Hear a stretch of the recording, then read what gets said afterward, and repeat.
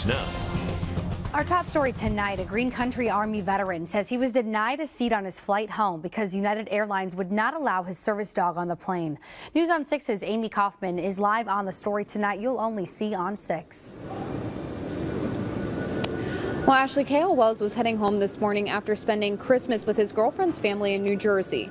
He says that the airline denied him a seat on the plane because he didn't have the right paperwork for his service dog to fly, even though he had showed it to them just moments before.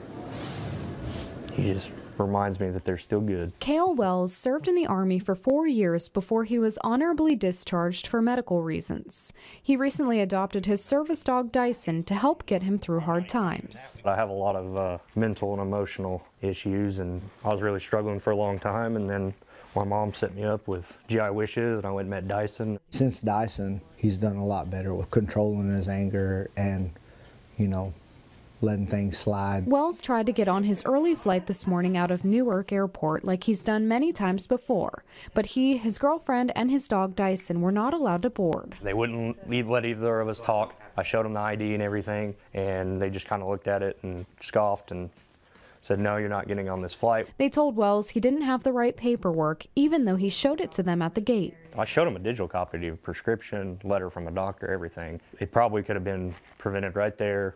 No harm, no foul, but they were just rude. United Airlines policy states trained service animals are accepted in cabin for qualified individuals with a disability.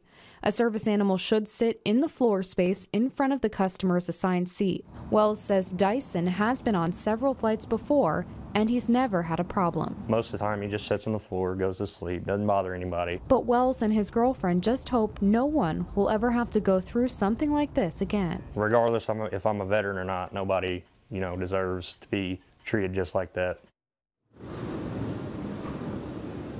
Now, United Airlines released a statement saying that they reached out to K.O. and apologized. They also told me that they refunded the fee that they made them pay for the dog to get on the plane, and they also provided a gesture of goodwill for their experience. Live on the scene on the story in Tulsa, Amy Kaufman, News on 6.